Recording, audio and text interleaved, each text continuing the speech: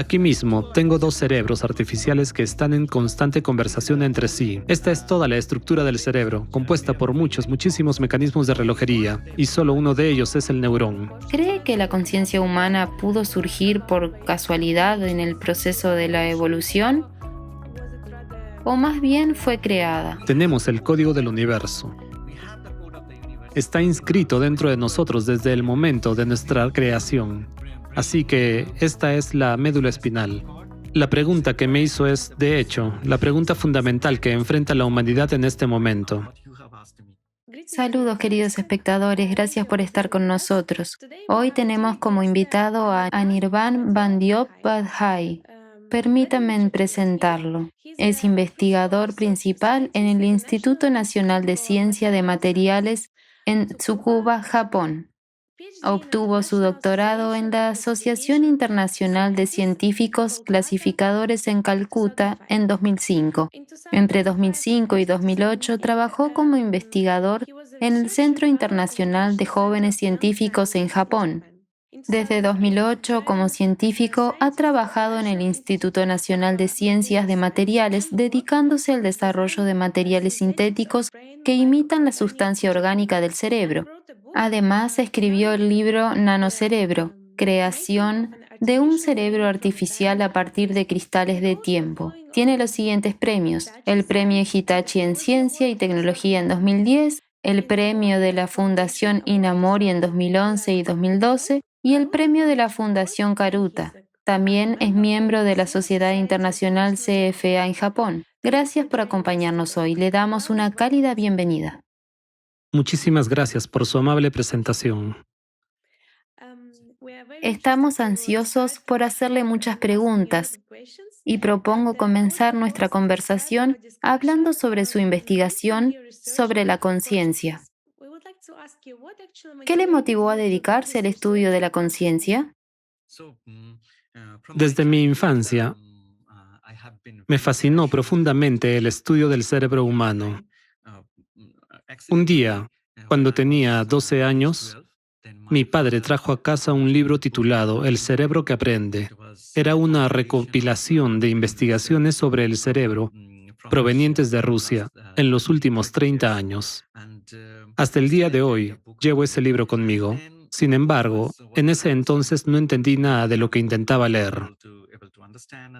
Más tarde, encontré otro libro titulado Gran Reloj Biológico. Al leer Gran Reloj Biológico, comprendí que un sistema vivo, en esencia, es una combinación de muchos tipos diferentes de mecanismos de relojería. Me imaginé que todo el universo es como un reloj, una colección de innumerables mecanismos de relojería integrados en un esquema tridimensional, y que eso es el universo. En general, siempre me encantó observar y sentía una profunda curiosidad por todo lo que me rodeaba, especialmente por cómo existía cada forma de vida. Prestaba atención a muchas cosas que las personas a mi alrededor no notaban. Sentía la grandeza del reloj biológico en cada célula de mi cuerpo. Sin embargo, al comenzar a leer libros de texto y otras obras, descubrí que nadie hablaba sobre ritmos o algo similar. Todo se reducía a hechos, hechos y más hechos. Noté que los pollitos emitían un sonido cada hora con 8 minutos de diferencia durante toda la noche. Observé esto noche tras noche y nunca se equivocaron. ¿Cómo podían emitir ese sonido exactamente cada hora y 8 minutos? Es decir, existe un gran mecanismo de relojería biológico que, posiblemente, abarca todo el universo. Y yo también soy solo una parte de una especie de sistema de relojería local. Y si todo el universo posee autoconciencia y yo también soy una parte consciente de él, entonces debo investigarlo. Si al observar la naturaleza ustedes ven lo mismo que yo, eso se convierte en una teoría científica y en una investigación científica. Esta filosofía y esta cultura me intrigaron profundamente. Pensé, si soy tan diferente, si mi forma de pensar es tan distinta y no hay nada que me conecte o me separe de todos esos estudios en curso, ¿Por qué no crear yo mismo un cerebro artificial? Al igual que Richard Feynman, creía que si no lo haces, no lo entiendes. Hoy en día existen miles de teorías sobre la conciencia, pero me parece que el primer paso para entender la conciencia humana y el hecho de que estamos vivos es crear una conciencia primitiva, sea la primitiva que sea. Esta debe funcionar y pensar por sí misma. Por ejemplo, no he leído sus preguntas de antemano. No nos hemos preparado para lo que vamos a hablar hoy. Usted plantea una pregunta y quiero que ésta entre en mí en ese mismo instante, fresca, provocando una respuesta inmediata. Eso es precisamente lo que distingue a los seres humanos, porque no somos un sistema programado, no somos algoritmos ni instrucciones que se leen una tras otra. Un nuevo sistema educativo que revolucionará este planeta solo surgirá cuando comprendamos qué es la verdadera conciencia. Basándose en su experiencia como observador y en su trabajo práctico en la creación de una conciencia artificial, ¿qué es, en su opinión, la conciencia? Como he mencionado antes, sigo la antigua sabiduría védica, donde el universo se considera una forma de vida. En este contexto, se creó el concepto de Virat Purusha. Virat Purusha significa una forma de vida extremadamente grande, pero Purusha también significa una estructura matemática ideal que no puede tocarse. Es decir, no es espacio, no es tiempo, ni una forma geométrica. En el nivel más bajo está el espacio, luego el tiempo, después la forma geométrica, luego los números primos y finalmente todas las estructuras matemáticas. Ahora, imaginen que esta estructura matemática controla todo el universo, toda la Virat Purusha, todas las formas de vida. Es como una vida dentro de otra vida, dentro de otra vida, y así sucesivamente. Es una cadena infinita de formas de vida. Aquí debo señalar en qué difiero de otros conceptos sobre el mundo. Lo reconozcamos o no, la máquina de Turing, en esencia, regula todo en nuestra sociedad. Todo lo que vemos, ya sean máquinas, naves espaciales o cualquier sistema artificial, son sistemas lineales. Es una filosofía que supone que toda la información en este universo puede ser representada como una línea, una secuencia de soluciones elementales que se presentan una tras otra, sí o no. Es decir, con ceros y unos, en una cinta se puede escribir cualquier cosa. Sin embargo, creo que la verdadera presentación de la naturaleza no es así. No es secuencial, no es uno después de otro. Es algo que está dentro y por encima, dentro y por encima. Es decir, profundizas cada vez más hacia el interior. Esto es completamente perpendicular al concepto actual del mundo. En resumen, considero que la conciencia es una gran forma de vida, dentro de la cual hay una forma más pequeña, luego otra aún más pequeña y así sucesivamente. Cuando un ser vivo es capaz de comprender que tiene una forma de vida dentro y otra forma de vida por encima, y que forma parte de una red, entonces ese ser se vuelve consciente. Es decir, si usted es consciente y yo también, eso significa que existe un conjunto universal de códigos, una estructura matemática, un código que hemos descubierto con diferentes grados de probabilidad en distintas estructuras matemáticas. Es como un templo, una construcción hermosa similar a un templo. Puedo mostrárselo, tengo un libro. ¿Ve esta estructura parecida a un templo? Es decir, estamos creados matemáticamente. Aquí tenemos 1, 2, 3, 4, 5, 6, 7, 8, 9, 10, 11, 12. Supongamos que estamos hace 16.000 millones de años, o en un tiempo muy lejano, y alguien le da varios paquetes de energía y usted quiere organizarlos. Si tiene 12 paquetes de energía, puede distribuirlos en 6 grupos de 2, es decir, 2, 2, 2, 2, 2, 2. O 6 y 6. Entonces, ¿de cuántas maneras se puede escribir el número 12? Tal vez 8 o 7 maneras diferentes. Representamos esto verticalmente. El eje horizontal representa la cantidad de paquetes de energía y el eje vertical muestra la cantidad de formas en que pueden distribuirse. Cuando se gira, surge una estructura que se asemeja a un templo. Esta estructura matemática es lo que llamamos Purusha o fase geométrica.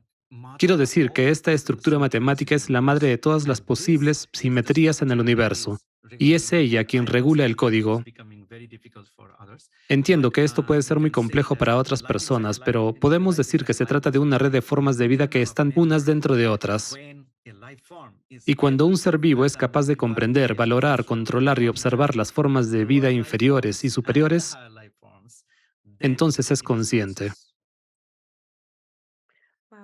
Qué interesante es tener esta variedad de interpretaciones sobre la conciencia. Muchas gracias por su explicación. Como sabemos hasta el día de hoy, hay muchas disputas entre los científicos sobre dónde se encuentra la conciencia. A pesar de las investigaciones realizadas, aún no se ha localizado en el cerebro. Según su perspectiva, ¿dónde cree usted que se encuentra la conciencia? Para responder a esta pregunta, quisiera regresar a los años 2008-2009, cuando estábamos buscando estructuras helicoidales y espirales. Estas estructuras se pueden observar en el ADN, en el ARN, en las hélices alfa de las proteínas, en las galaxias. El movimiento de las partículas elementales sigue trayectorias espirales, incluso en la mecánica cuántica. Cuando te mueves en un círculo e intentas volver al punto de partida, pero nunca regresas allí, sigues girando, girando y girando, formando así una espiral. Esto es lo que se conoce como fase geométrica. La ciencia está llena de esto, por eso quería averiguar, ¿por qué la conciencia no podría estar en las estructuras espirales? Comencé estudiando los microtúbulos. Y con el tiempo entendí que este mundo es mucho más complejo de lo que parece. La gente tiende a pensar que la neurona es la base del procesamiento de información, como un bit o un interruptor. Algunos sugieren que es un transistor y que el cerebro es un circuito eléctrico.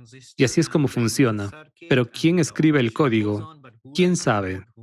Al principio, pensaba, como muchos científicos convencionales, que la conciencia debía estar localizada en algún lugar específico. Y pensaba, como sostiene Christoph Koch y otros, que el claustrum, un componente en el cerebro, era responsable de ello. Otros sugieren que la conciencia debe ser una estructura matemática, pero no explican cómo sería esa estructura matemática. Por eso les he mostrado el libro. Después de todo, Nuestro problema es que solemos decir cosas como el universo es un holograma, memoria holográfica o conciencia holográfica, pero no explicamos quién crea ese holograma. Si es un holograma, debe proyectarse desde algún lugar. sin embargo, no importa cuánto intentes definir ese lugar, nunca lo lograrás. Esto se debe a que ese lugar tendría que ser el punto de inicio de un sistema de referencia. Pero, ¿y si no hay ningún sistema de referencia? Como he mencionado hace un momento, el universo es una red infinita y no lineal, donde cada elemento está dentro y por encima, en relación con otros elementos. Entonces, ¿dónde está la conciencia? No está en ningún lugar, pero está en todas partes. En 2014 publicamos un trabajo en el que propusimos una cadena resonante. ¿Y qué ocurrió? Me gustaría contarles la historia de cómo llegamos a esta idea en particular, que la conciencia no está en ningún lugar, pero está en todas partes. Comenzamos midiendo la frecuencia de la proteína tubulina, de los microtúbulos y de las neuronas. Y descubrimos que en cada uno de ellos hay un triplete, es decir, 3 rangos de frecuencia o, por así decirlo, 3 orquestas musicales que tocan juntas una especie de sinfonía. Es decir, tienes un rango de frecuencias, otro rango y un tercero, situados, por ejemplo, en las escalas de milisegundos, microsegundos y nanosegundos, y están tocando música. Cuando adentras en esos 3 rangos de frecuencia, encuentras otras 3 orquestas. Luego, al adentrarse en cada uno de esos rangos, descubres otros 12 tipos de músicas diferentes. Así, en total, 108 frecuencias distintas están tocando una sinfonía en los nanoconductores en espiral de los microtúbulos dentro de las neuronas. ¿Y qué debo hacer? Aceptar. como muchos otros, que la neurona es la unidad fundamental de procesamiento de información en el cerebro y que ésta genera nuestra conciencia?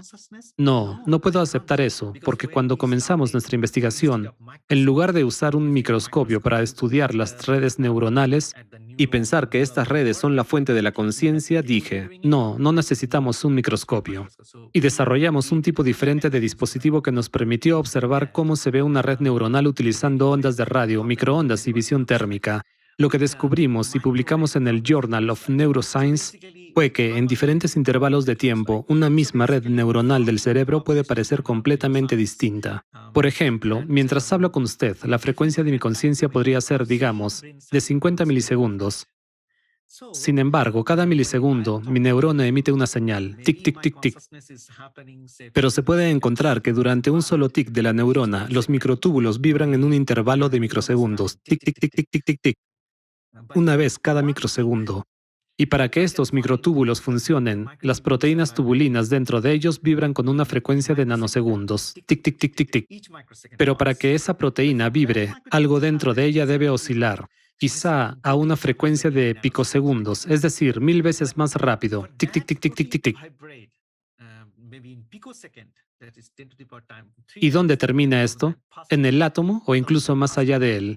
¿En algo más pequeño que los átomos? No lo sé. Es una cadena de tripletes de frecuencias triples, en un esquema de dentro y por encima. Una red infinita de mecanismos de relojería. Toda esta cadena vibra sincronizándose con una cadena mayor, y así en todo el universo. Pero recuerden, esto es dentro y por encima. No piensen que se parece a una cuerda convencional, como un cable o un alambre. No, no. Es dentro y por encima. Por lo tanto, la conciencia está en esta cadena, en esta construcción matemática.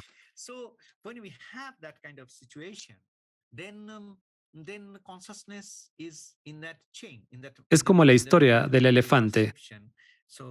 En los Upanishads se cuenta la historia de unos ciegos que examinan un elefante y lo perciben de diferentes maneras. Uno toca la pierna, otro la oreja, otro la trompa y así sucesivamente. Creo que lo que realmente importa es la percepción conjunta, no la individual. Debemos considerar la comprensión de todos en conjunto. Y algo que va más allá, lo que está fuera de nuestras concepciones, más allá de nuestras limitaciones, más allá de lo que podemos ver dentro de nuestra dimensión. Es una dimensión completamente distinta. Todas las personas lo perciben de forma bidimensional, como si estuviera en la segunda dimensión. Pero el elefante está en la tercera dimensión, por lo tanto, para observar la conciencia debemos avanzar hacia dimensiones superiores, cada vez más arriba. Creo que he explicado parcialmente la idea de la conciencia. Y podría decir más, pero no quiero extenderme. Prefiero limitarme a dos comprensiones clave.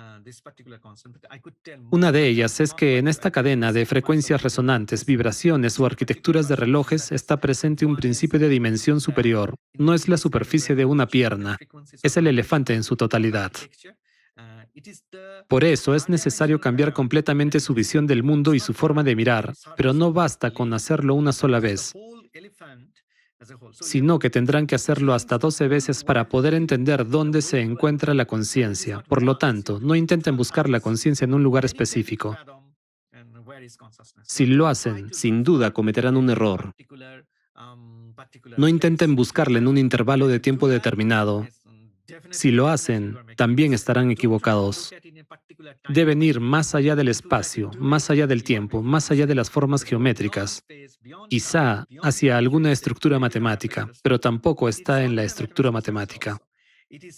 La conciencia es todo, es espacio, es tiempo, es topología, son números primos. En todo encontrarán una parte de ella y solo entonces podrán comprenderla. Sí, de verdad. Es interesante que haya mencionado que está en todas partes, porque si uno empieza a hablar así sobre la ubicación, se enfoca específicamente en la fuente, ¿verdad? Es decir, la conciencia debería tener una fuente, un punto de partida, pero no se puede encontrar, por eso se realizan numerosas investigaciones, pero no logran hallarla, porque no es una especie de caja, ¿verdad? Más bien es una especie de caja de Pandora, que al comenzar a abrirse despliegan ante usted más y más puertas, así que en realidad se trata del infinito. Sí, es parecido a cuando alguien intenta descubrir dónde está el universo, es decir, Si ocurrió el Big Bang, ¿dónde tuvo lugar? Así que los intentos de determinar dónde está el universo, si surgió aquí, si proviene de allí o de dónde exactamente apareció, le llevan por un camino equivocado, en una dirección incorrecta. Sí, lo que ha mencionado es realmente muy interesante. Y hablando del cerebro artificial que están creando, ¿podría compartir con nosotros qué ha sido lo más difícil en la creación de un cerebro artificial? ¿Qué puede hacer un verdadero cerebro artificial y cuáles son sus capacidades? En resumen, hemos creado una base de datos llamada www.brainrhythm.org. En esta base de datos, desde NIMS, el Instituto Nacional de Ciencia de Materiales, cargamos todos los debates sobre el cerebro artificial, así como todos los videos y materiales relacionados con cómo lo estamos creando. Los hemos puesto a disposición pública y son completamente gratuitos. Quisiera decir que cualquier oyente de esta entrevista puede descargar esos archivos y estudiarlos por su cuenta. Durante los últimos 13, 14 años, hemos elaborado un mapa detallado de todos los componentes del cerebro. Una parte de nuestra investigación se basó en la premisa de no determinar dónde se encuentra la conciencia. No definimos su ubicación ni afirmamos dónde está. Y otra parte consiste en no establecer dónde se toman las decisiones. Hemos creado todo el sistema nervioso y todos los componentes del cerebro. Los hemos diseñado teóricamente comprendiendo cómo vibran en diferentes dominios temporales. Una de las diferencias fundamentales entre nosotros y otros investigadores del cerebro es que ellos consideran que la neurona es todo, que la piel de la neurona es responsable de todo. Yo lo llamo dermatología de la neurona, porque consideran que los microtúbulos dentro de las neuronas son simplemente un esqueleto y nada más. Es decir, que dentro no hay nada. Es como si alguien dijera que mi piel es la que realmente es responsable de todo. No me opongo. Lógicamente podría tener sentido, pero es un completo absurdo. De la misma manera, se afirma que la piel o la membrana de la neurona es responsable de todo. Esta creencia existe desde 1906 y sigue vigente hasta hoy. Y no puede cuestionarse. Está en la base de la inteligencia artificial y de todo lo que vemos a nuestro alrededor. En mi opinión, eso es fundamentalmente erróneo. Nosotros seguimos un enfoque diferente. Tenemos microtúbulos, proteínas y otras estructuras. Intentamos entender.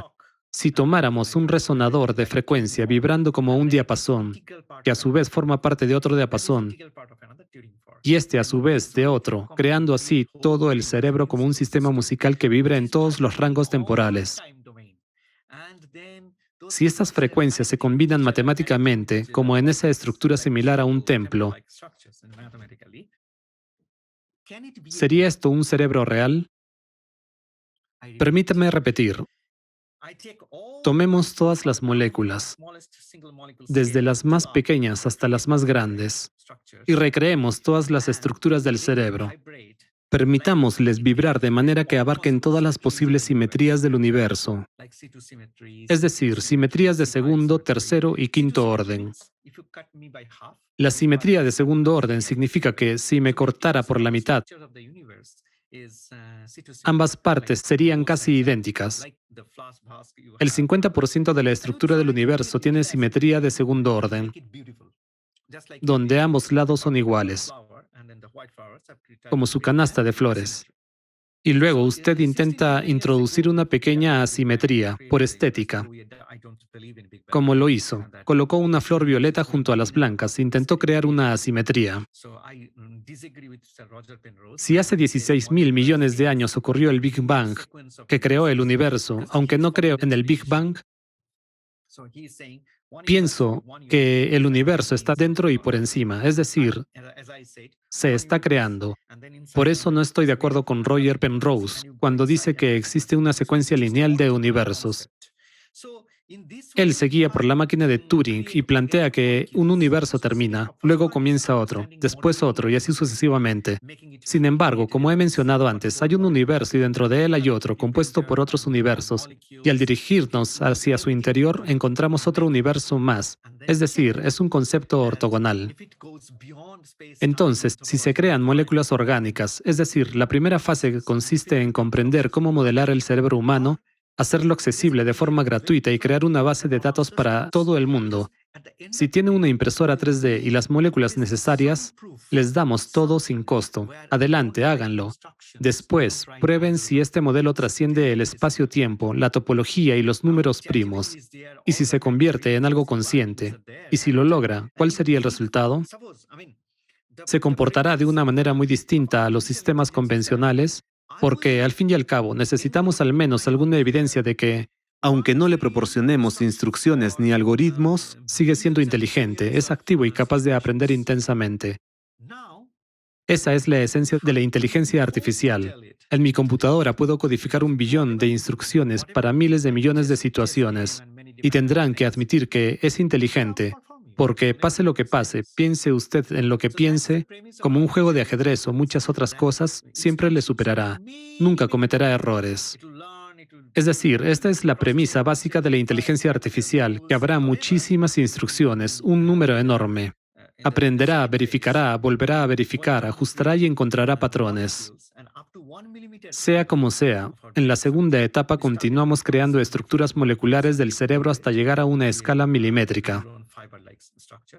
Comenzamos cultivando estructuras de fibras neuronales a partir de 47 tipos diferentes de moléculas. A partir de estas fibras empezamos a construirlo. Como estamos en el laboratorio, creo que puedo mostrarle el cerebro, toda la estructura cerebral, cómo se ve cuando vibra. Ahora voy a tomar la computadora. ¿Me ve bien? Perfecto. Lo tomaré con cuidado para evitar cualquier problema. De fondo puede ver mi laboratorio. Aquí lo tiene.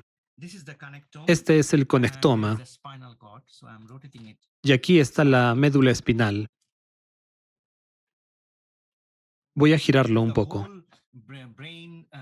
Este es el cerebro completo. Y esto es la médula espinal. ¿Lo ve?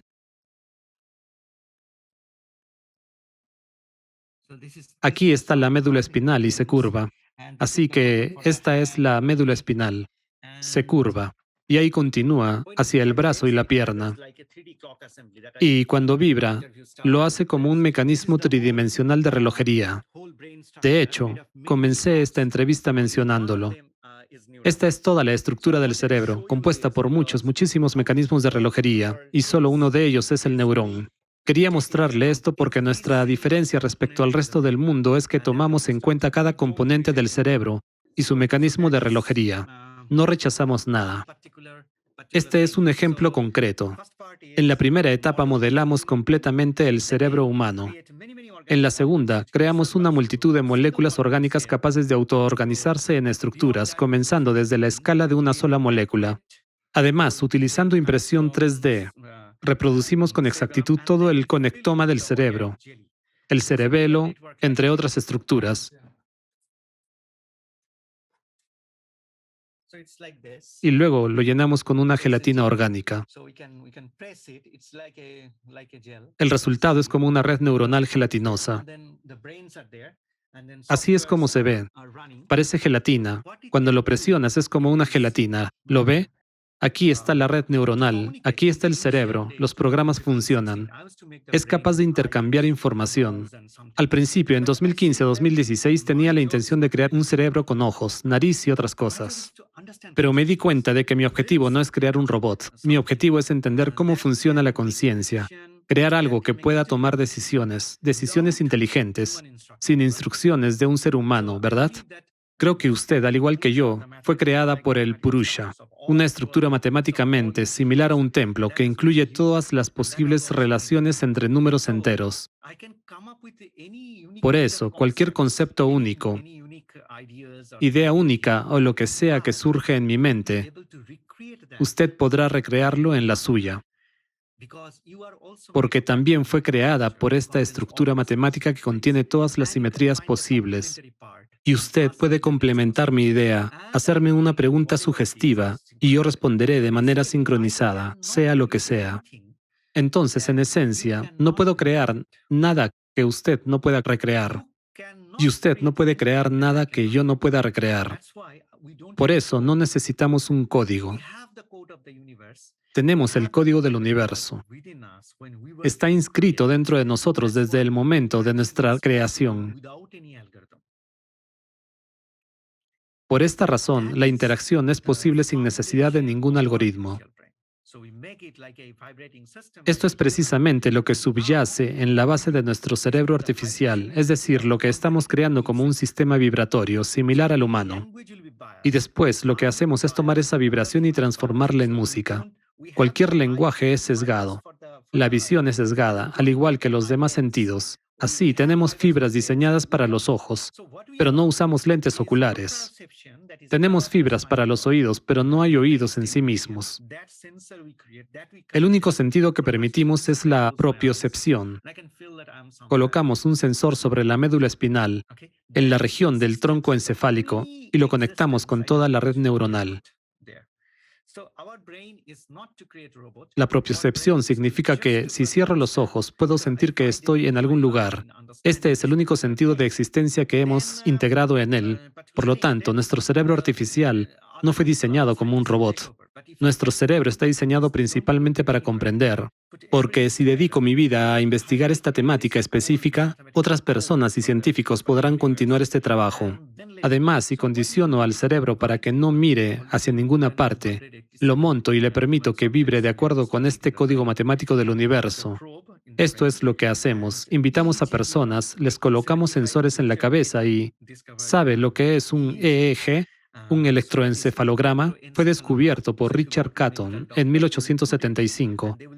Si va al médico y le hacen un EEG, puede observar cómo funciona su cerebro, específicamente la corteza cerebral, porque allí hay actividad eléctrica en un rango de 1 a 40 Hz, ritmos alfa, beta, gamma y delta. Nosotros, en cambio, creamos la DDG, la dodecanograma, porque el rango de 1 Hz a 40 Hz no es suficiente para mí. Eso representa solo 0,1 segundos, y yo necesito observar todas las áreas temporales simultáneamente. Diseñamos algo parecido a una antena y la colocamos en la cabeza de las personas. Y dado que estamos lidiando con radiación electromagnética, tuvimos que usar papel de aluminio para cubrir las cavidades y otras cosas. Llamamos a este dispositivo dodecanógrafo y con él podemos observar no solo segundos, como en un electroencefalograma, sino también milisegundos, microsegundos, nanosegundos y picosegundos, todas las áreas temporales. Así, medimos en tiempo real los procesos mentales que ocurren en el cerebro humano en 287 participantes. Los sincronizamos y registramos la actividad de los cerebros de distintas personas. En un momento, en el Instituto Indio de Gestión Ranchi, llevamos a cabo un proyecto financiado por el gobierno de la India para identificar estructuras fractales en el procesamiento de información en el cerebro. Estoy profundamente agradecido al gobierno de la India por financiar todo este proyecto. Durante nuestras investigaciones descubrimos que podemos observar la conciencia en vivo utilizando el dodecanógrafo en diferentes áreas temporales. Si usted dice que la conciencia está en esta área temporal específica, no. Está en esa otra. Tampoco. Al observar todas las áreas temporales, descubrimos que hay una estructura inmutable que está presente en todas ellas. Entonces, conectamos este dodecanógrafo tanto a nuestro cerebro artificial como al cerebro humano. Luego transformamos las señales provenientes del cerebro artificial en música, porque, como sabrá, las distorsiones siempre son peligrosas. En el año 5000 a.C., Maharshi Kapila, un monje védico indio, dijo que si deseas comprender la conciencia, debes crear el verdadero lenguaje de la naturaleza.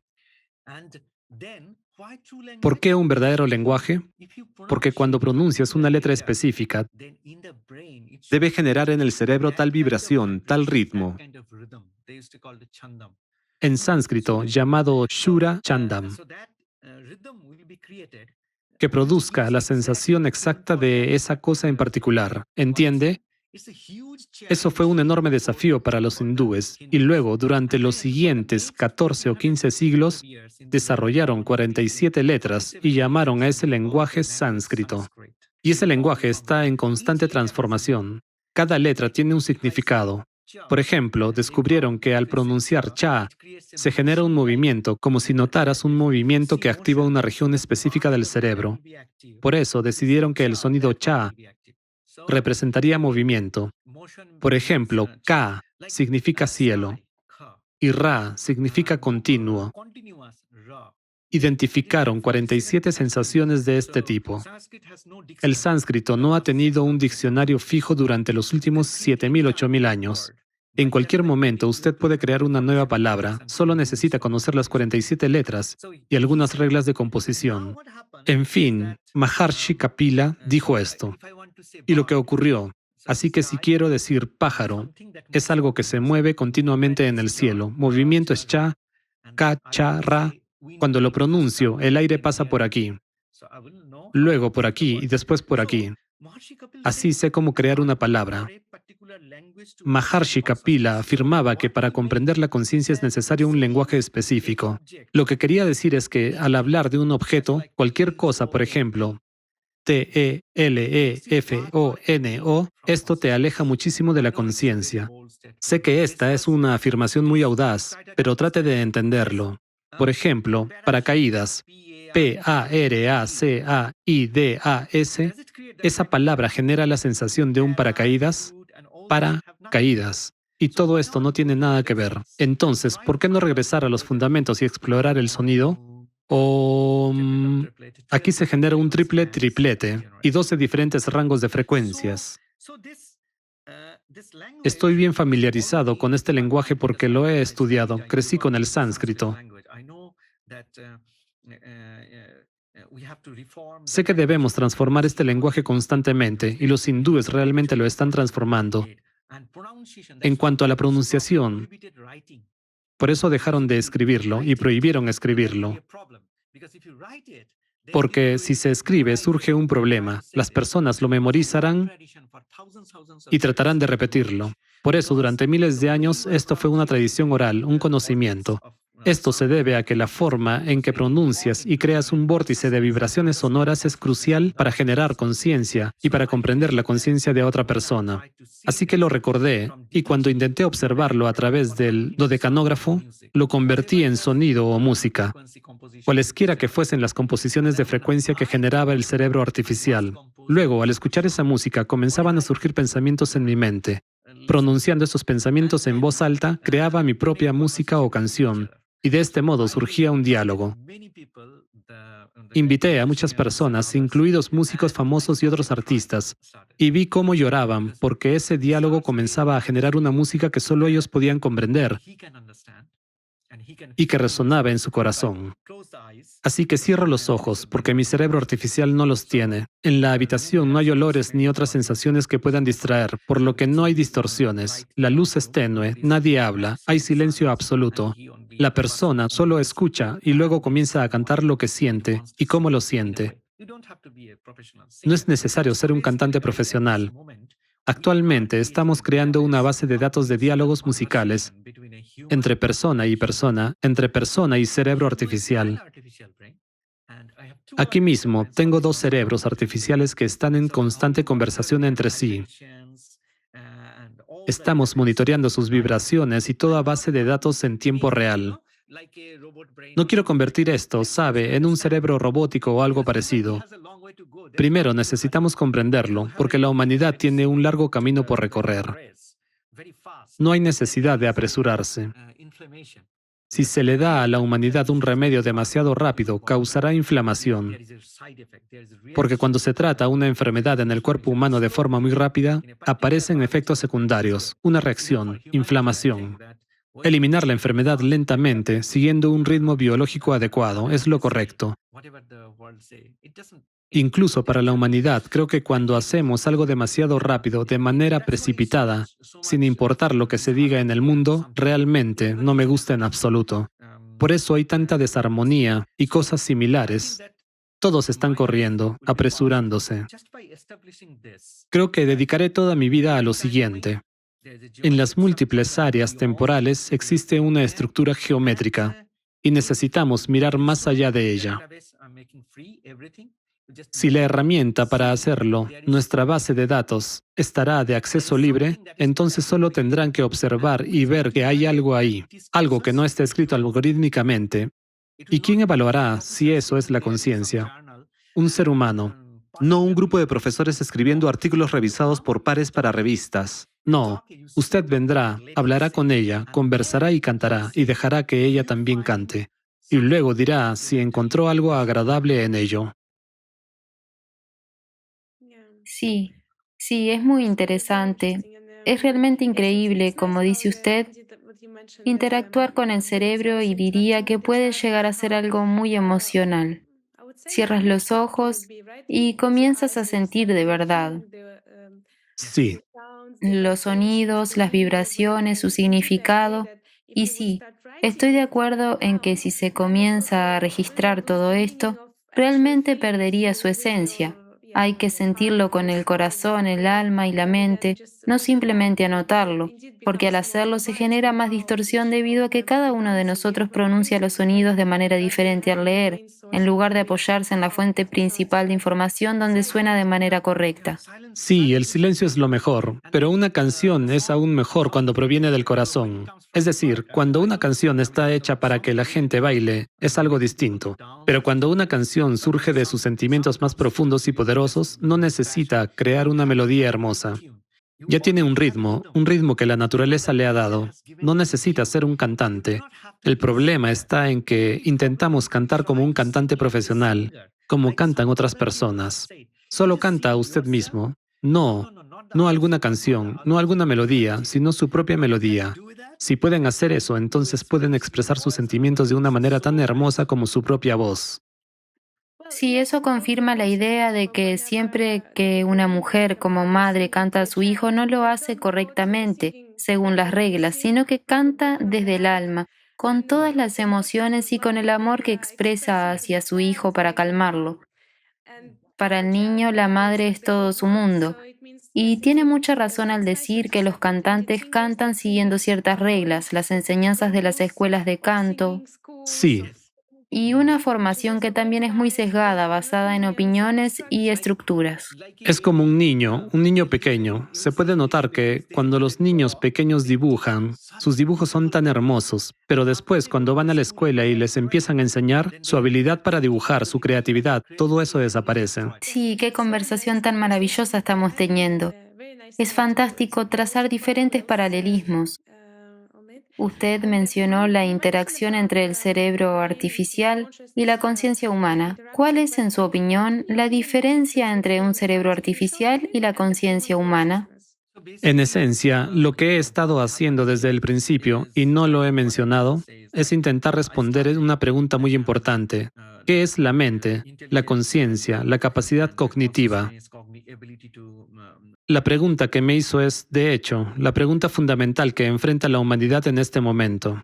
Por eso quisiera tomar unos minutos para explicar algo. Como he mencionado antes, existe la simetría de segundo orden. Si divide un objeto por la mitad, obtiene dos partes iguales. Luego está la simetría de tercer orden, tres partes iguales. Y después viene la simetría de quinto orden. Pero el 50%, o dividir 100 en dos partes iguales, es la simetría de segundo orden. El 50% de las estructuras que existían hace 16.000 millones de años tenían esta simetría de segundo orden. E incluso dentro de 16.000 millones de años, cuando la humanidad ya no exista, ya sea que se transforme en una especie completamente diferente o desaparezca por completo, en cualquier momento futuro, en cualquier lugar del universo al que vaya, no importa. El 50% de las estructuras seguirán obedeciendo a la simetría de segundo orden. El 50% de las decisiones estarán basadas en una simetría especular, verdad y mentira, algo así. Después viene la simetría de tercer orden, y en ella encontramos que, por ejemplo, dividir 100 entre 3 da como resultado 33,33. Sin embargo, algunos números, como el 6, son divisibles tanto por 3 como por 2, es decir, un total del 16%.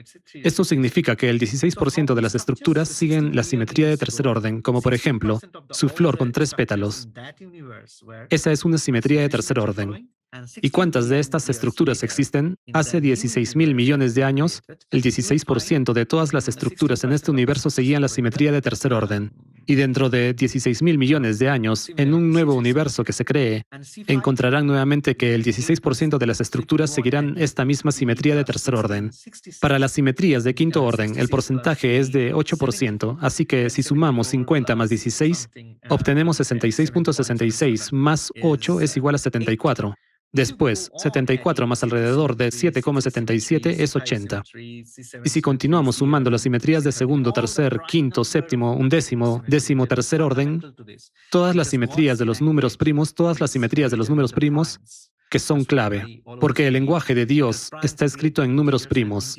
En esto yo creo incondicionalmente, porque los números primos crean los enteros, y los enteros generan todo lo demás. Por eso siempre vuelvo a este código particular. El punto es que existen todos estos tipos de simetrías, y cuando creamos este cerebro artificial utilizamos 15 números primos hasta el 47. ¿Por qué? Porque tenemos el área de Brodmann, una región de la corteza cerebral que es responsable de las capacidades cognitivas y donde surgen los pensamientos humanos. Si sumamos las 15 simetrías de los números primos, podemos abarcar el 86% de todas las posibles vibraciones del universo. Por eso creemos que es posible modelar el 86% de todas las vibraciones posibles en el universo. Pero tenemos la capacidad de multiplicar números primos y a partir de ello encontrar y generar nuevos números primos. Así lo veo. Por ejemplo, 2 por 2 es igual a 4, 3 por 2 es igual a 6. Pero 1, 2, 3 es todo lo que tienes. Por eso, el 5 se convierte en un nuevo número primo, porque queda un espacio que usted no puede llenar utilizando los números anteriores. Así es como las personas crean números primos. Así es como la naturaleza crea números primos. Los seres humanos o cualquier ser vivo en el universo constantemente crean números primos. ¿Por qué? Porque con cada número primo pueden generar una dinámica fundamentalmente nueva, una nueva simetría. Es un proceso creativo.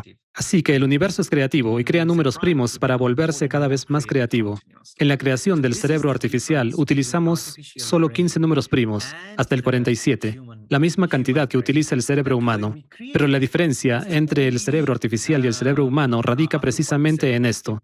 No puede crear algo nuevo ni inventar. No podremos implementar esa capacidad en nuestro cerebro artificial. Y sé que no podré completar esta investigación en el transcurso de mi vida. Por eso decidí dejarlo así. Esa es precisamente la diferencia. El cerebro artificial no puede, pero yo sí puedo descubrir algo nuevo. Y, al menos en teoría, puedo seguir añadiendo cosas constantemente. Mi computadora seguirá siendo la misma, pero yo puedo intentar inventar un tipo completamente nuevo de dinámica. Nuestro cerebro artificial es simplemente una estructura matemática diseñada para procesar información y responder de una cierta manera. Por eso, no puede generar nuevos números primos, ni una nueva dinámica, ni nuevos pensamientos.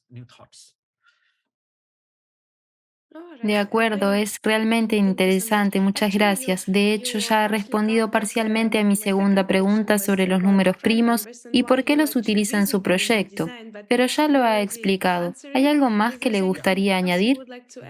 Sí, sobre esto me gustaría decir algo porque la gente necesita saberlo. Se dice por todas partes que los hindúes inventaron el cero y el sistema numérico 1, 2, 3, 4, 5, 6, 7, 8, 9. Pero ¿alguna vez se han preguntado, dado que hay tantas discusiones al respecto, por qué lo inventaron y cómo lo hicieron? ¿Cómo surgió el concepto del cero en mi conciencia o en la de alguien más? ¿Cuál fue el trasfondo cultural? Porque uno de los aspectos más importantes de un descubrimiento científico es entender la continuidad. ¿Qué trabajo previo se realizó? ¿Qué los llevó realmente a pensar de esta manera? En la India, antes de que se inventara el cero, utilizaban un símbolo circular para representar Purna, que significa completo.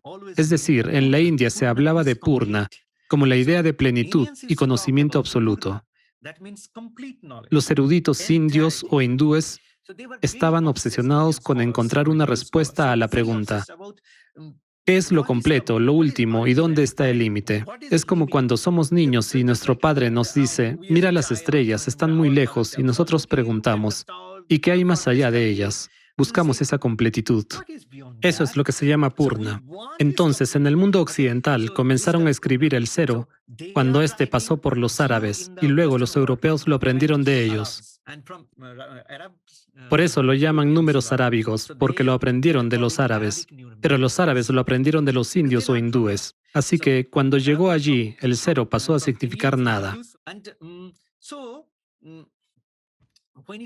Pero para nosotros aquí, el cero lo es todo. Por eso dibujamos un círculo. Usted regresa al mismo punto. Por supuesto, uno de los fundamentos del hinduismo es que uno nunca puede regresar, pero el sistema numérico fue creado para que pueda regresar. Lo hace finito. En realidad, hubo grandes debates entre los eruditos y los puede encontrar. Si un círculo comienza y vuelve al mismo punto, ¿es posible? Este fue el debate entre Purusha y Prakriti. Purusha es una especie de estructura matemáticamente ideal, pero no puede crearse en la realidad en el universo. Si se intenta hacerlo, siempre habrá algún defecto. ¿Por qué? Porque no puede volver exactamente al mismo punto. Este es uno de los principios fundamentales del hinduismo. Nunca se puede volver al mismo punto. Sí, muchas gracias por esta inmersión profunda. Es realmente interesante. ¿Puedo hacerle otra pregunta? ¿Qué papel juegan los microtúbulos en el funcionamiento de la conciencia? Como ya he mencionado, he estudiado con pasión las estructuras en espiral, ya que siento que son una estructura fundamental del universo.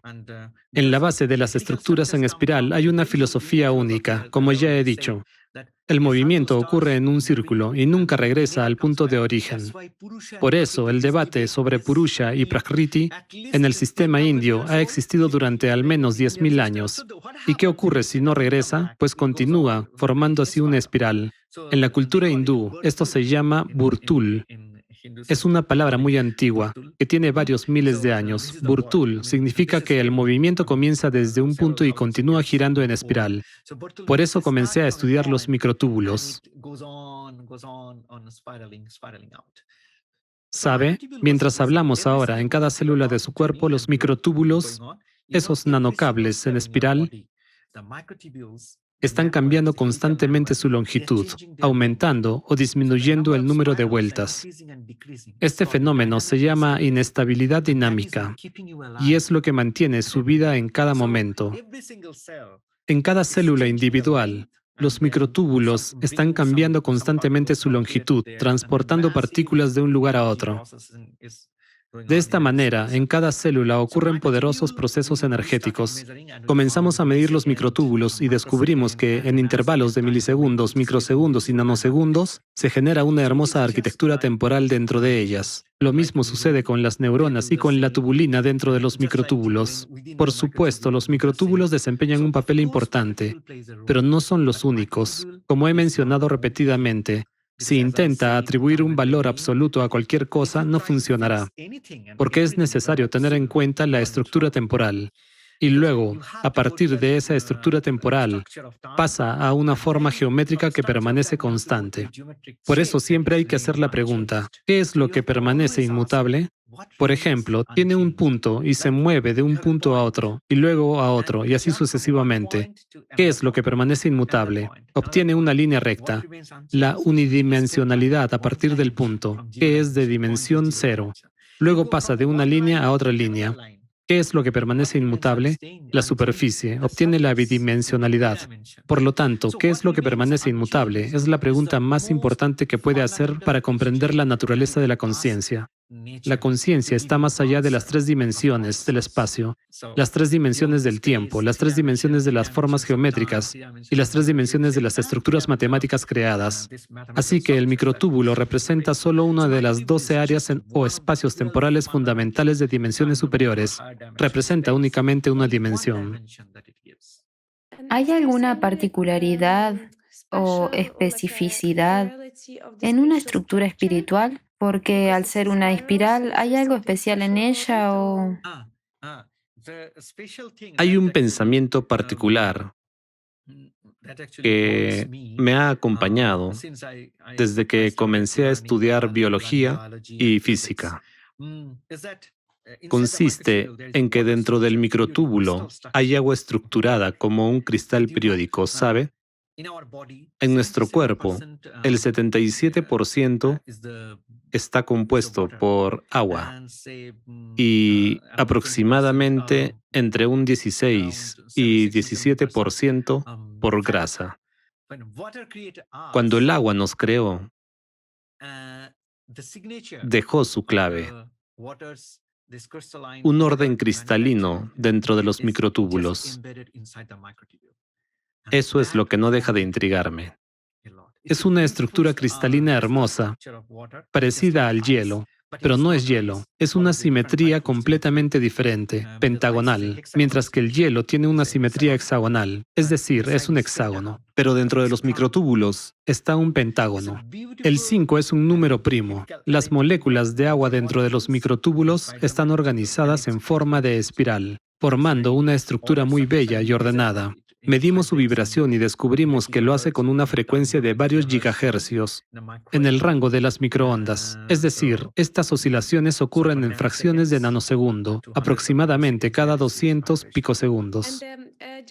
Ahora quiero divagar un poco y hablar de los pensamientos que tenemos en la cabeza. ¿Cómo surgen? ¿Son producto del cerebro o vienen de fuera? Lo veo como simetrías, como la arquitectura de este templo. Es un modelo matemático perfecto que contiene todos los pensamientos posibles en el universo, los cuales usted puede cambiar de uno a otro. Se llama Purusha, digamos, la estructura matemática ideal. Pero la cuestión es que nadie es completo y todo el mundo está tratando de llenar diferentes partes de este templo. En todo el universo ocurre un proceso muy interesante de procesamiento de información, incluso en los niveles más simples y elementales. Hay un intercambio de información. Quiero decir que cada persona trata con su propia simetría de números primos dentro de la estructura matemática de Purusha, esforzándose por completarla. Y puede parecer que algún pensamiento surgió de la nada, pero en realidad vino de algún lugar. Hubo interacciones entre estas estructuras matemáticas, una persona, otra, una tercera, y esta interacción produjo un pensamiento. ¿Podría decir que es la actividad cerebral? ¿Es la actividad del cerebro la fuente de los pensamientos? No, indudablemente. Se trata de una continuidad matemática donde intervienen múltiples fuentes diferentes. Por eso no se puede localizar. Por supuesto, como resultado de esto, se excitan las neuronas, algo que todos conocemos. Sabemos y entendemos que gracias a la excitación neuronal se produce el proceso de pensamiento y muchas otras cosas que no podemos controlar. estamos diciendo que la excitación de las neuronas no es lo único que ocurre. Hay muchos otros tipos de excitación electromagnética en diversas áreas temporales, y todas ellas también tienen lugar. Pero hay algo más allá de todo esto, como el intercambio geométrico invariante y procesos similares que ocurren entre su cerebro, mi cerebro y otros elementos en este espacio. Sin embargo, ocurre esta interacción, por ejemplo, en un campo geométrico o en el campo de los números primos. No sucede ni dentro de usted ni dentro de mí, sino que sucede en un campo matemático. La interacción y el intercambio de información ocurren a un nivel y en una dimensión tales que no podemos afirmar que el intercambio real de pensamientos se realiza entre su cerebro y el mío a través de la visión. Y en ese caso, ¿podría decir que los pensamientos son como ondas que se propagan y entran en la cabeza y que podemos atraparlas?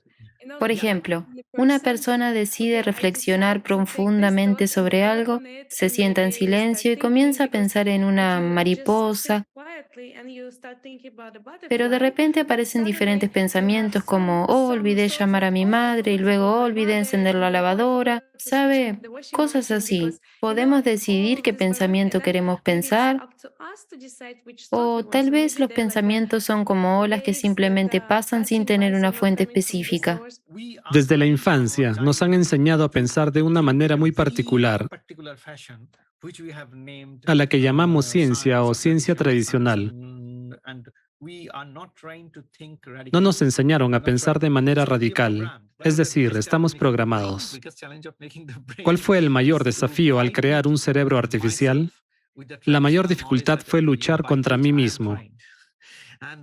contra los conocimientos tradicionales que me habían enseñado y luego reorganizar mi forma de pensar para basarme en los resultados de los experimentos o en las estructuras matemáticas emergentes. En relación con su pregunta sobre si el pensamiento es una onda, quisiera decir lo siguiente. Cuando le miro, sin duda noto cómo cambia su rostro, cómo suena su voz, percibo la imagen, el sonido como una onda mecánica en mis oídos. Todo esto es entrada de información y nadie lo niega. Supongamos que le digo algo y usted percibe cada palabra o cada frase por separado, fragmento por fragmento. En esto no hay información. La información siempre está más allá del espacio y el tiempo. Voy a dar un ejemplo.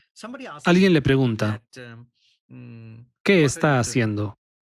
Usted responde, nada, pero en el silencio hay una cierta arquitectura que contiene información y un proceso de pensamiento. Este es un método muy sencillo para comprender dónde reside la información, es decir, la información está en una forma geométrica que no tiene nada que ver con las palabras, pero es precisamente esa forma la que le da el entendimiento. Gracias. En una de sus entrevistas mencionó que un conjunto específico de vibraciones puede cambiar el color, la composición y la temperatura del entorno. Esto significa que podemos influir en la propia materia. ¿En qué consiste exactamente esta influencia? ¿Se utiliza alguna fuerza específica? Siempre estoy en desarrollo,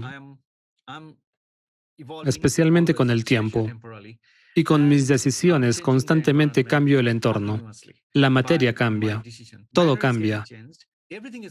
Por eso, quiero decir que, en esencia, no se trata de una influencia energética sobrenatural, desconocida o misteriosa. No hay misterio en esto. Existen estructuras matemáticas y usted es una parte integral de ellas. Está conectado a ellas y simplemente intercambia información con ellas. Solo necesita cambiar algo ligeramente y verá cómo todo a su alrededor empieza a moverse.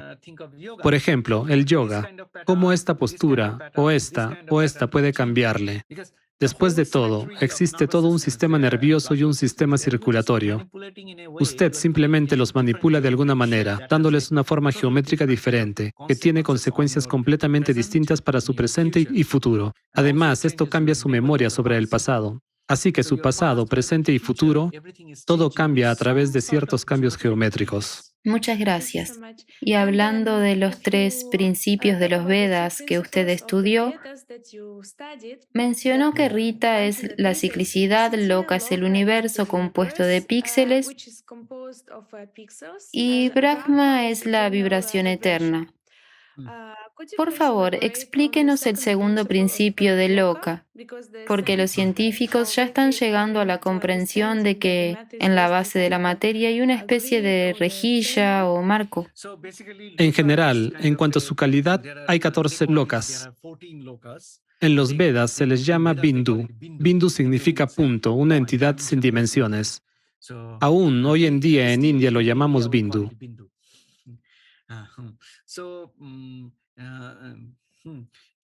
Hindú, INDU, significa dentro. Y B es algo así como fuera de, es decir, fuera, dentro. Le da una sensación de ausencia de dimensiones. Comenzamos desde la ausencia de dimensiones, desde el punto Bindu, y luego nos dirigimos de un punto a otro. Esto es rekha, es decir, una línea. Si pasamos de un punto a otro, obtenemos una línea. Esto es una dimensión, es decir, esta es la primera loka. Luego, la superficie, al pasar a otra loka, aparece el volumen y está en la siguiente loka. Después viene el tiempo, otra loka. La singularidad de fase, la incertidumbre de fase que permite introducir un nuevo tipo de tiempo, obtiene otra loka. Y así sigue adelante. Así que hay 14 lokas, pero en el hinduismo, en los Vedas, siempre sabe que debe regresar y completar el ciclo. Es decir, después de la 14ª loka, regresa. Me interesé en estudiar los Vedas por esta razón. Cuando hice una presentación sobre la medición de microtúbulos en los Estados Unidos, alguien, después de escucharla, me llamó y me dijo, usted tiene 3 tríadas de rangos de frecuencias, cada una con 12 picos. ¿Sabía que hay un total de 108? Yo respondí, sí, 108. Él dijo, ¿sabe que este es un número muy importante en el hinduismo, el jainismo y el budismo? Yo respondí, no, no sé, ¿qué significa? Él dijo, está por todas partes.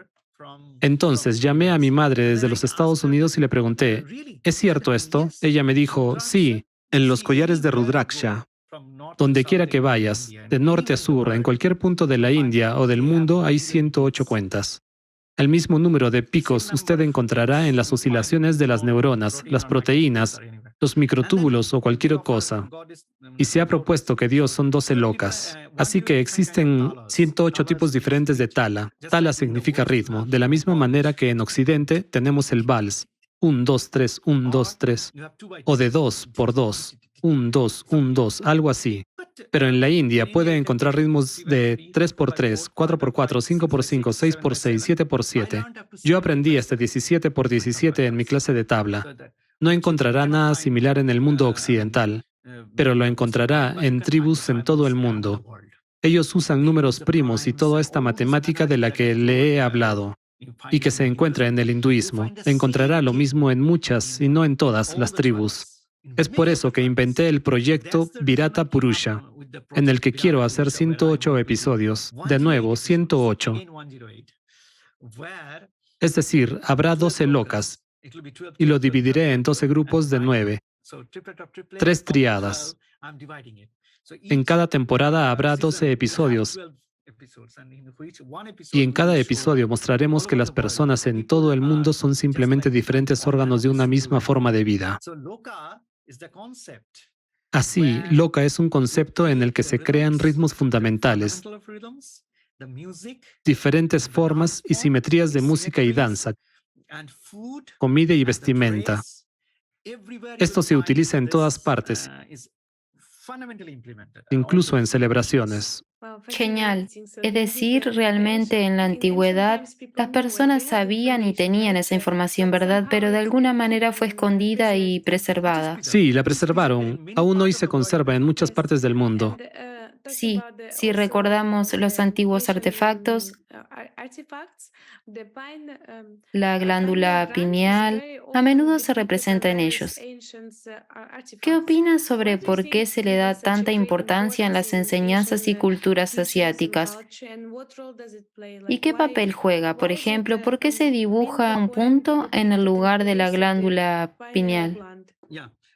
Sí, la glándula pineal siempre ha sido considerada muy sagrada, porque, como saben, necesitamos profundizar un poco en el electromagnetismo. Uno de los principales trabajos que realizamos en nuestro laboratorio fue medir las frecuencias de vibración de las proteínas. Luego, con las imágenes obtenidas mediante túneles cuánticos, vimos cómo las proteínas bailan. Nos parece que la música y la danza deberían ser inseparables. Y esto debe convertirse en un nuevo código vibracional para los biomateriales. La glándula pineal y otras glándulas reflejan la estructura del cuerpo y sus simetrías. Existe un concepto llamado resonador o cavidad resonante. Por ejemplo, un diapasón, si lo golpea, vibra. Eso se llama un resonador dieléctrico. Otro tipo de resonador es el cavitario, como un tambor, cuando toca el tambor. Creamos un modelo del cerebro humano basado en la fusión de un resonador cavitario y un resonador dieléctrico. Es decir, o bien se trata de un espacio vacío en el que el sonido puede reflejarse de un lado a otro, generando vibración, o bien la estructura física misma vibra. Otro tipo de resonador podría tener una forma tal que, si envía energía hacia él, el vórtice energético cambia de forma. Digamos que es un nuevo tipo de flauta, en la que el vórtice de energía que sale cambia de forma según un escenario complejo, dependiendo de la forma de la flauta. En una flauta, presiona diferentes agujeros y demás. Es algo simple. pero el instrumento es diferente. Pues bien, tales instrumentos componen el sistema biológico, y escribí un libro entero sobre cómo los sistemas biológicos crean música, cómo vibran y resuenan.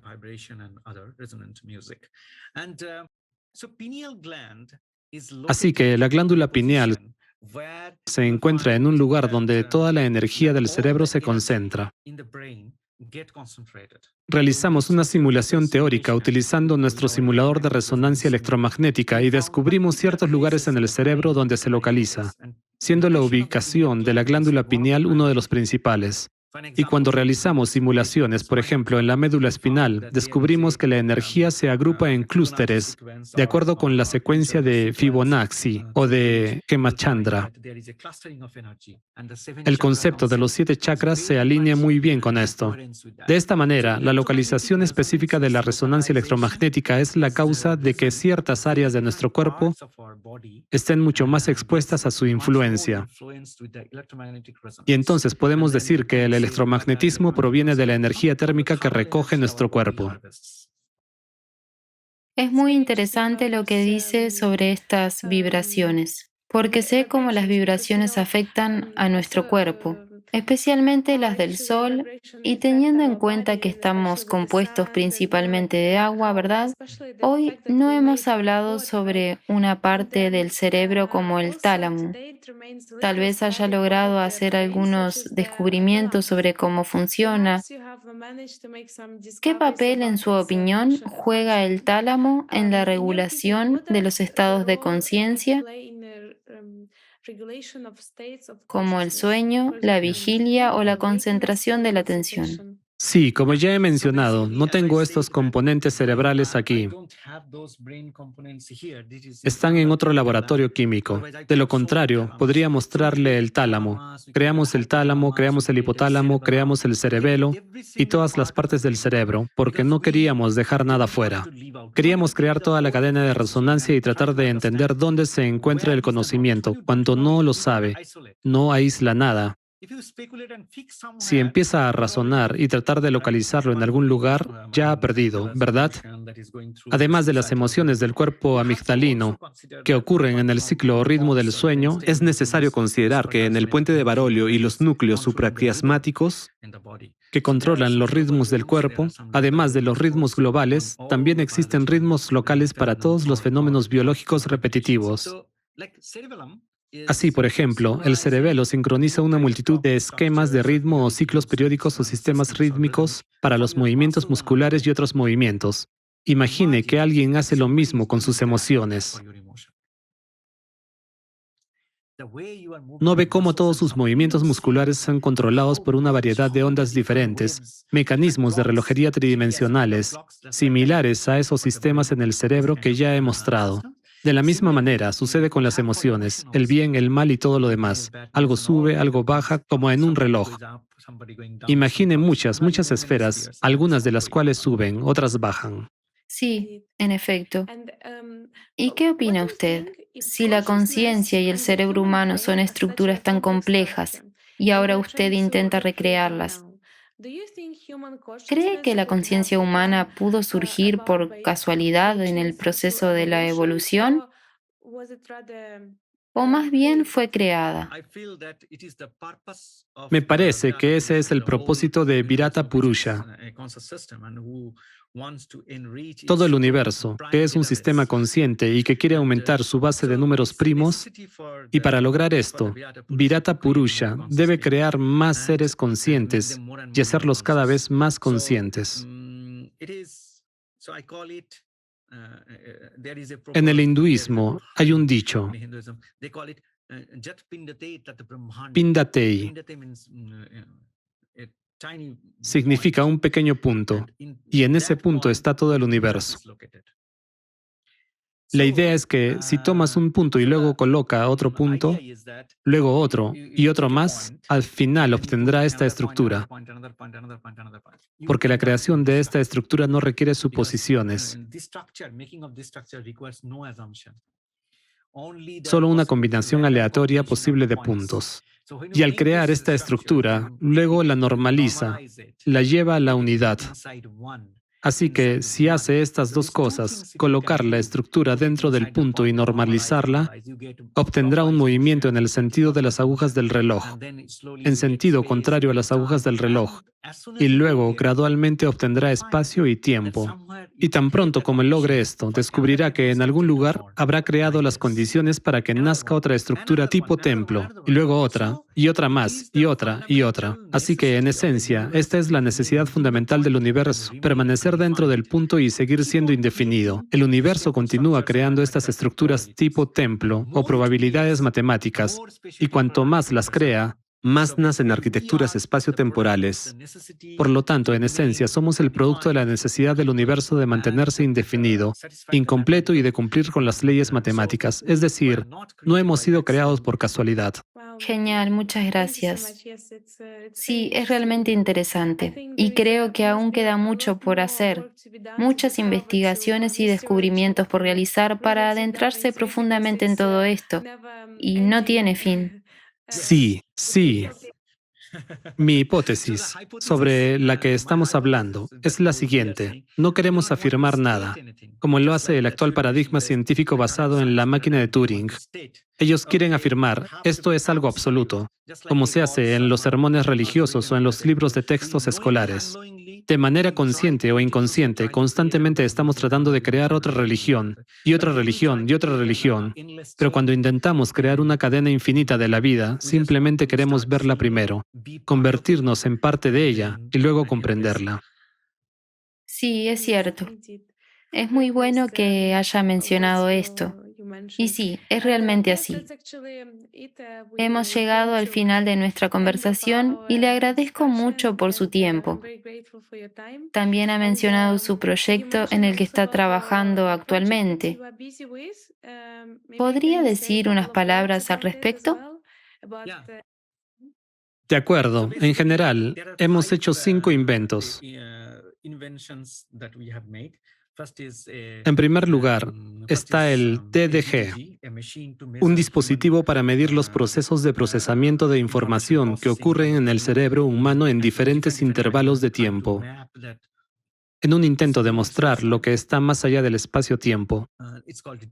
Se llama DDG, dodecanógrafo.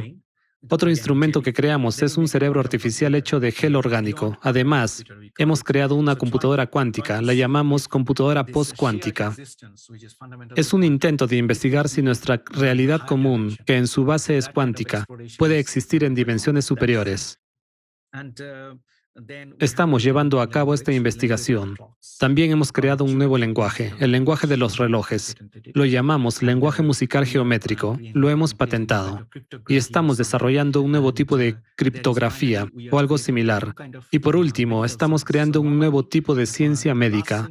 En la medicina del siglo pasado, generalmente se utilizaban sustancias químicas, moléculas pequeñas introducidas en el organismo. Si alguna proteína, algún virus o alguna enfermedad genera un tipo específico de expresión proteica mucho más allá de lo normal, o si la expresión de una proteína es suprimida, entonces se introduce una molécula específica en el cuerpo para regular la expresión de estas proteínas. Y esta es la forma más avanzada de la ciencia médica que existe en la actualidad. Pero estamos desarrollando una especie de motores o máquinas moleculares que pueden reproducir la dinámica de la membrana celular y el sistema celular, y generar ritmos adicionales para influir en sus vibraciones. Hasta ahora hemos trabajado solo con células cancerígenas. Ahora hemos comenzado a trabajar con inflamación, y 5 o 6 laboratorios están involucrados en este trabajo. Hemos creado una máquina extremadamente compleja de 10 nanómetros con 32 motores, la forma de vida más pequeña del mundo. Somos el único grupo de científicos en el mundo que ha desarrollado y sintetizado esta máquina. Tiene 32 motores moleculares, 4 tipos diferentes de sensores y todo esto está contenido en 10 nanómetros. Y estamos tratando de encontrar el primer medicamento contra el cáncer, ya que los medicamentos contra el cáncer son muy peligrosos debido al principio de foco primario no identificado, FPNI. Supongamos que alguien tiene cáncer en el cuello. Esto significa que se podría haber originado en los pulmones y antes de llegar a los pulmones pudo haber comenzado en el estómago. Al penetrar en diferentes partes del cuerpo y siendo capaz de adaptarse fácilmente, aprende y se vuelve mucho más fuerte. Es por eso que surgió este concepto de el FPNI. Por lo tanto, cuando realiza un examen e intenta encontrar una solución para el cáncer de cuello, en realidad debe entender que se adapta de manera completamente diferente. Existen 200 tipos de cáncer de pulmón, 300 tipos de cáncer de páncreas. ¿Por qué tantos? Porque es muy inteligente, sabe cómo encontrar diferentes caminos alternativos. Así que hemos creado con éxito una máquina basada en un motor molecular. Esta máquina puede identificar la inteligencia de un sistema biológico y comunicarse con él en función de eso. Normalmente, si tiene dolor de cabeza, toma paracetamol. ¿Qué dosis? 600 miligramos. Nosotros trabajamos en el ámbito de la femtomoralidad. Esto significa que la concentración es 10 elevado a la potencia 12, menor en comparación con la homeopatía. Pero en la homeopatía hay un principio: cuanto menor es la concentración, mayor es el efecto. Para nosotros, estos son paquetes de ondas gaussianas. El fenómeno de nuestro motor molecular se basa en sistemas dinámicos que interactúan con el sistema biológico, hablándole. Por eso decimos que estamos tratando de encontrar la verdadera ciencia médica, porque si entiendo el código de la naturaleza, si digo que este es el código de la naturaleza, entonces podré crear un dispositivo que pueda interactuar con diferentes sistemas biológicos y tratar enfermedades a través del diálogo, no suprimiéndolas ni tomando medidas temporales, ¿entiende?